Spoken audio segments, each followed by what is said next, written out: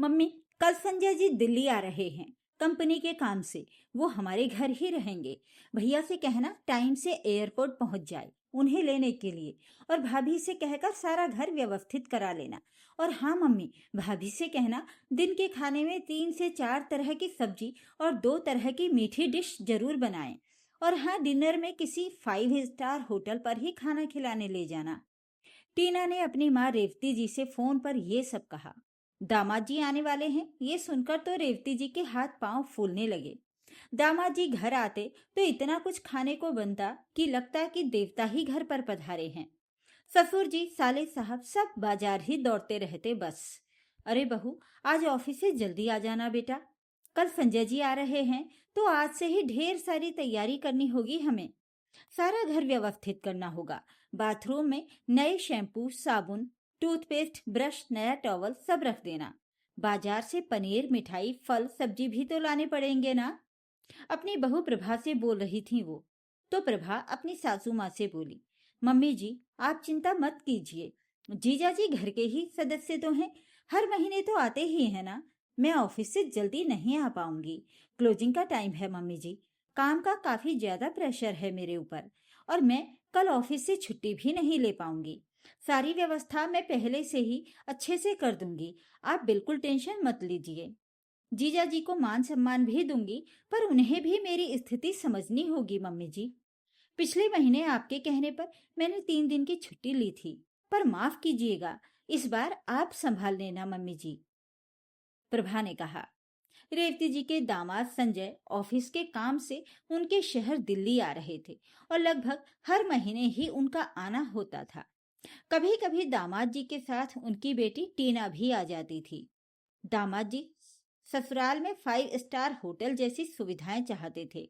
उन्हें अपनी कंपनी की तरफ से आने जाने, खाने पीने, रहने का पूरा खर्चा मिलता था। सब कुछ मिलता था उनको, लेकिन वो पैसे बचाने के लिए ससुराल में ही रुक जाते थे। तरह तरह की डिमांड करते, ये जानते हुए भी कि ससुराल में बेटा बहू दोनों नौकरी पेशा हैं और सास ससुर की अब उम्र हो चली है। प्रभा की शादी हुए सिर्फ अभी 2 ही साल हुए थे, पर इन 2 सालों में लगभग 15 बार उसका सामना जीजा जी से हो चुका था।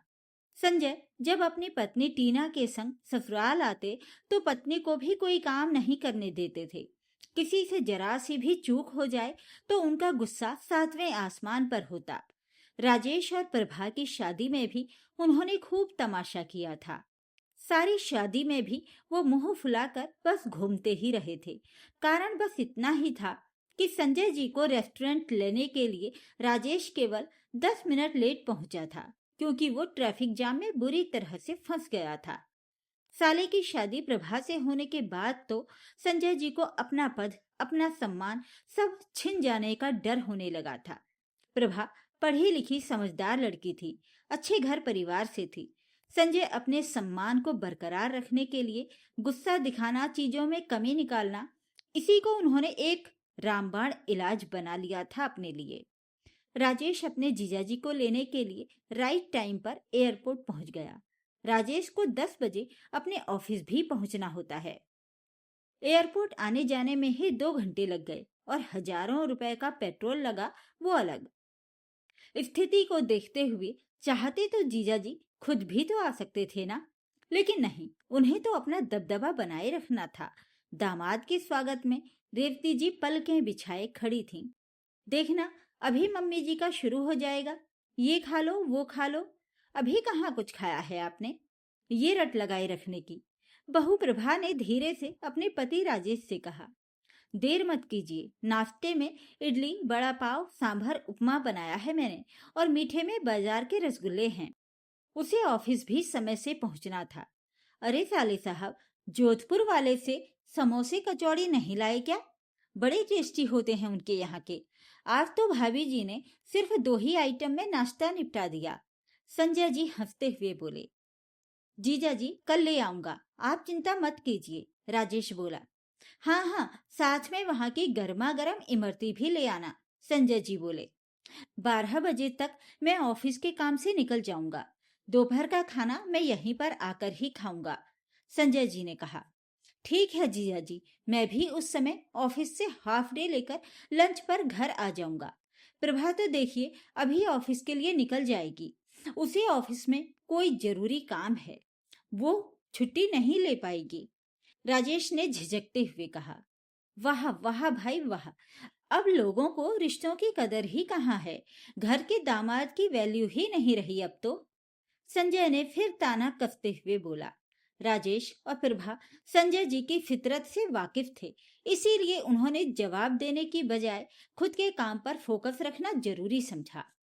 प्रभा ने घरेलू मेड और अपनी सास की मदद से झटपट लच्छे पराठे, कढ़ाई पनीर, रायता, मटर पुलाव, छोले कुलचे, जीरा आलू बनाए और ऑफिस के लिए वो तुरंत निकल गई।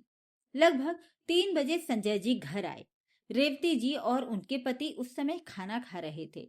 उस समय इस बात से भी संजय जी को नाराजगी हुई जो उनके चेहरे से साफ झलक रही थी। अरे बेटा, हम आपका इंतजार करते करते बस अभी ही खाना खाने बैठे हैं। राजेश का फोन आया था। उसने कहा कि हम लोग अब खाना खा लें, आपको लेट हो जाएगा शायद। वो आपको लंच पर कंपनी दे देगा, राजेश के पिता सत्य प्रकाश जी ने कहा। रेवती, जल्दी से खाना खा लो। उन्होंने फिर झटपट खाना खाया और खाना परोसने की तैयारी करने लगी। तब तक राजेश भी आ गया। वो रास्ते से श्रीखंड भी ले आया था। रेवती जी ने खाना गर्म किया और फटाफट संजय जी और राजेश की थाली परोसी। लच्छे पराठे का स्वाद तो गर्मा गर्म ही अच्छा आता है मम्मी जी। भाभी जी ने तो पराठे पहले ही सेक के रख दिए थे। मुझे समझ नहीं आता उन्हें नौकरी करने की आखिर क्या जरूरत है। ऐसी नौकरी का क्या फायदा जहां घर वालों को गर्मा गर्म खाना भी न मिल सके। संजय जी ने फिर कमियां निकालना शुरू कर दी। वो जिया जी, हमें दोबारा खाना गर्म करके खाने में कोई ऐतराज नहीं है। प्रभा इस घर के लिए अपनी क्षमता से भी कहीं ज्यादा करती है। हम अपनी सहूलियत के लिए उसके सपने नहीं तोड़ सकते। खाना बनाना, घर व्यवस्थित रखना अच्छी बात है, लेकिन इसके अलावा भी अगर घर की बहू कुछ करना चाहे तो हमें उसका सहयोग करना चाहिए, ना कि छोटी छोटी चीजों को लेकर उसके लिए रुकावट पैदा करनी चाहिए। इस बार राजेश बोला। रेवती जी ने उसे हाथ के इशारे से चुप रहने के लिए कहा।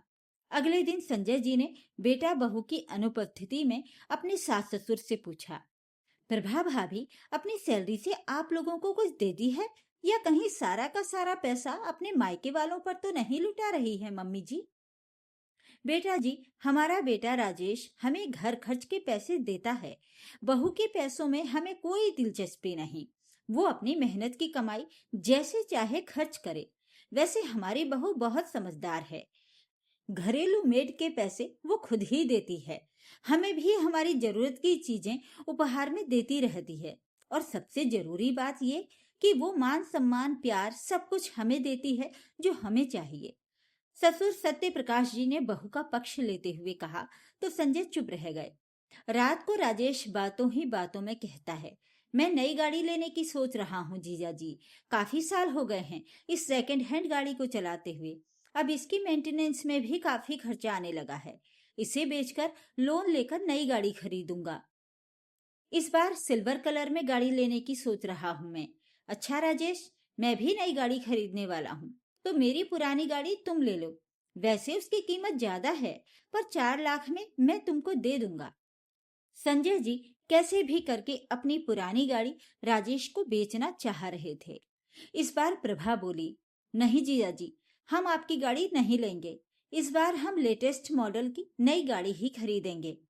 संजय जी को प्रभा का बोलना अच्छा नहीं लगा। जब से प्रभा बहू बनकर इस घर में आई है, संजय जी की तो वैल्यू ही कम हो गई है। सारे फैसले अब प्रभा और राजेश की राय लेकर ही किए जाने लगे हैं। अचानक संजय की नजर किचन में पड़ती है। ये क्या, किचन में भी बदलाव कर लिया और हमें खबर भी नहीं लगी? अरे दामाद जी, कुछ खास काम नहीं करवाया है। बस पिछले हफ्ते ओवन, टोस्टर, सैंडविच मेकर रखने के लिए सेल्फ बनवा ली थी बस, ताकि सब सामान व्यवस्थित लगे और सुविधा हो जाए। संजय जी ने फिर मुंह बना लिया। अगली सुबह सत्य प्रकाश जी मटर छील रहे थे। ये क्या है पापा जी, आपकी बहू ने आपको भी काम पर लगा लिया? घर के मालिक होते हुए आप घरेलू काम कर रहे हैं? संजय जी ने कटाक्ष किया। जी, आपकी सेवा में ही लगे हैं हम। शाम को मटर कचौड़ी बनने वाली हैं। अरे भाई, अब घर हमारा है तो घर के छोटे मोटे काम करने में कैसी आफत। हमारी छोटी सी मदद से बहू का काम आसान हो जाता है, तो इसमें क्या परेशानी। घर के सदस्यों को एक दूसरे की मदद तो करनी ही चाहिए ना। सत्य प्रकाश जी ने कहा। संजय जी अपने ससुर को बहू के खिलाफ भड़काना चाह रहे थे, लेकिन यहाँ तो पासा ही उल्टा पड़ गया। संजय जी के आने से घर का पूरा टाइम टेबल बिगड़ जाता है, और उनकी बातों से सबका मूड खराब होता, वो अलग से। क्योंकि उनकी बातें ही ऐसी होती थीं, नीचा दिखाने की, अपनी चीजों की ज्यादा बढ़ा के तारीफ करने की, हर मामले में टांग अड़ाने की उनकी आदत थी। ससुराल में ज्यादा नखरे दिखाने से उनकी इज्जत कम होती जा रही थी। ये इज्जत उन्होंने खुद ही अपने व्यवहार से घटाई थी। उनका ऑफिस का काम हो चुका था, तब भी वो ससुराल में जमे हुए थे। आखिरकार संजय जी बोले, अच्छा पापा जी, मैं शाम की फ्लाइट से निकलता हूँ अब। ठीक है, जैसा आपको उचित लगे। आप अगली बार आएं तो टीना बिटिया को भी लेते आना। सत्य प्रकाश जी ने कहा। सास ससुर ने जाते वक्त दामाद के हाथ में भारी भरकम सा लिफाफा दिया, और साथ ही साथ बेटी और उनके बच्चों के लिए भी कई सारे कीमती उपहार भी भेजे। अगले दिन ही बेटी टीना का फोन आता है। क्या मम्मी पापा, आप लोगों को दामाद का सत्कार करना भी नहीं आता? अरे, आप लोगों की वजह से कितना कुछ सुनना पड़ा है मुझे। मेरी तो इज्जत ही घटा दी आप लोगों ने। संजय जी कह रहे थे कि पूरा घर भाभी के इशारों पर चलता है। अब तो पूरे घर में भाभी की ही चलती है। घर में दामाद आया हुआ था, और वो महारानी काम से बचने के लिए ऑफिस निकल गई। वहाँ मम्मी बहा, क्या चल रहा है घर में? अब घर की हर बात हमसे छुपाई जाने लगी है। घर में नई नई चीजें आ रही हैं, नए नए चेंजेज हो रहे हैं, लेकिन हमें कुछ पता ही नहीं। किसी भी चीज में हमसे पूछना भी अब जरूरी नहीं समझा जाता। मॉड्यूलर किचन बनवा ली गई, नई गाड़ी खरीदी जा रही है। वाह, अब हमारी बातों को काटा जाने लगा है। हमारी कोई वैल्यू नजर नहीं आती। कोई हमें कुछ बताता ही नहीं है कि घर में वहाँ क्या चल रहा है। भाभी तो घर के दामाद के सामने बेधड़क बोले जा रही थी। बस टीना बोलती ही जा रही थी। देख बेटा, बात सही है, पर दामाद जी जरूरत से ज्यादा हमारे घर के मामलों में हस्तक्षेप करते हैं। हमने बहू को बेटी के रूप में स्वीकार किया है, वो भी हमें अपने माता पिता का ही दर्जा देती है। फिर उसके पहनने, उसके काम का, उसकी तनख्वाह पर हर बार टोकना दामाद जी को शोभा नहीं देता। ये चीज गलत है। बेटा, किसी भी स्थान पर आपकी इज्जत, आपका मान, आपका सम्मान तब तक ही बना रहता है जब तक आप किसी को बोझ न लगने लगे। हम भी दामाद जी को मान सम्मान सब कुछ देते हैं, उनकी खातिरदारी करते हैं, पर कोई एकदम ससुराल में जाकर ही जम जाए, 5 स्टार होटल की सुविधा मांगे, घरेलू मामलों में हस्तक्षेप करे, तो कितनी बार कोई चुपचाप सहन करेगा, ये बता। अभी तक तो प्रभा बहुत चुप है। कहीं संजय जी के व्यवहार से तंग आकर आगे उसने कुछ बोल दिया तो तू ही बता।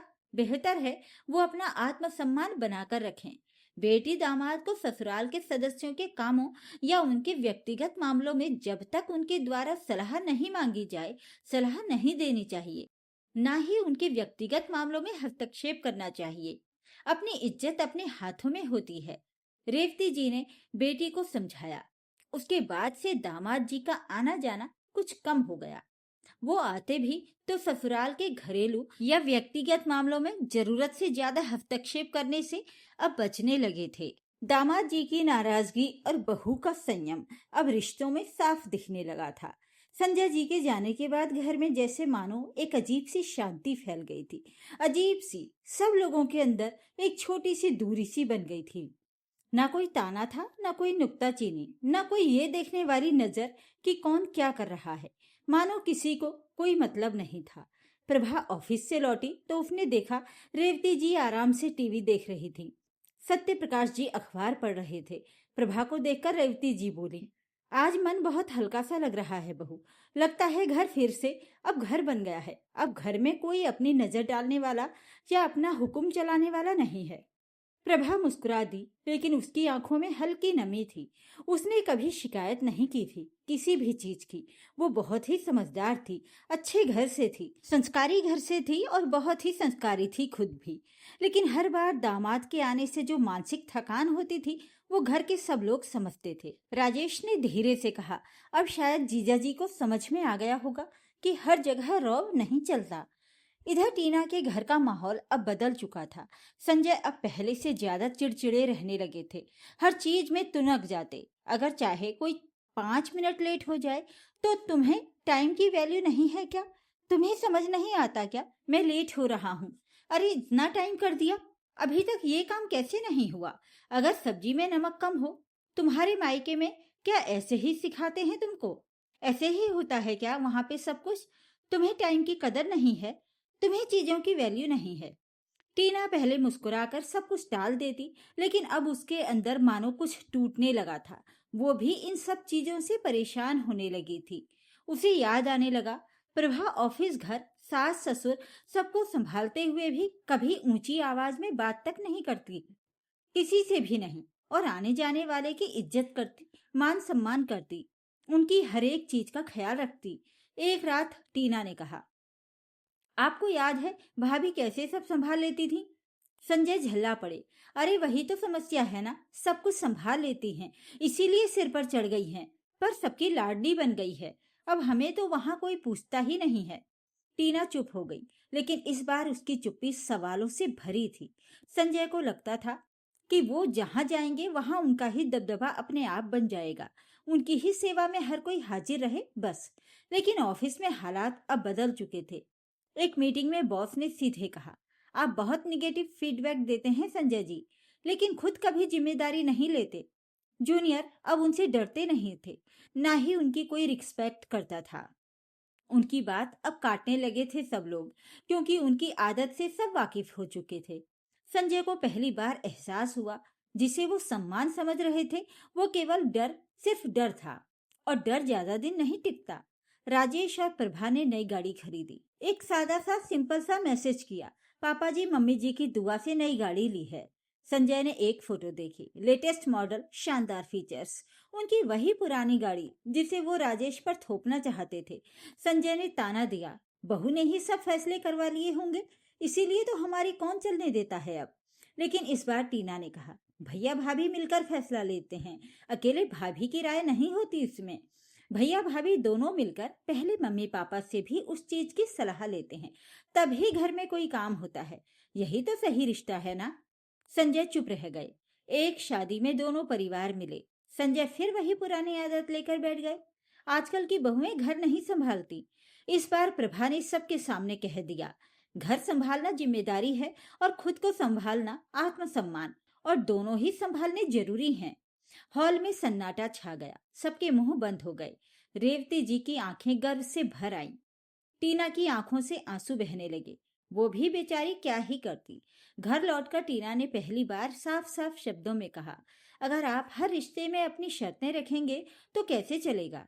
आपकी इज्जत दिनों दिन कम हो जाएगी, कोई नहीं पूछेगा आपको, तो एक दिन आप अकेले पड़ जाएंगे। संजय चुप रहे। उस रात वो देर तक सो नहीं पाए। उनके दिमाग में बस वही बातें घूम रही थीं। अगली बार संजय जी जब ससुराल आए तो होटल में रुके। घर आए तो ना कोई ताना मारा, ना कोई मांग की। प्रभा के लिए कहा, प्रभा भाभी आप सच में रिश्ते बहुत अच्छे से संभालती हैं। ये एक वाक्य प्रभा की 2 साल की चुप्पी का जवाब था। उसे भी बहुत अच्छा लगा। सत्य प्रकाश जी बोले, बेटा रिश्ते ताकत से नहीं, रिश्ते समझदारी से चलते हैं। रिश्तों को चलाने के लिए एक दूसरे की समझ और एक दूसरे को समझने वाली परख चाहिए। संजय की नजरें झुक गईं। दामाद भी तभी सम्मान पाता है जब वो अपनी सीमा समझे। बहू का आत्मसम्मान घर की नींव होता है। जो रिश्तों में बोझ बनता है उसकी अहमियत खुद ब खुद खत्म हो जाती है। तो ये थी आज की कहानी। आपको ये कहानी कैसी लगी कमेंट करके जरूर बताइएगा। वीडियो को लाइक और शेयर करें। मेरे चैनल को सब्सक्राइब भी जरूर कर लीजिएगा। धन्यवाद।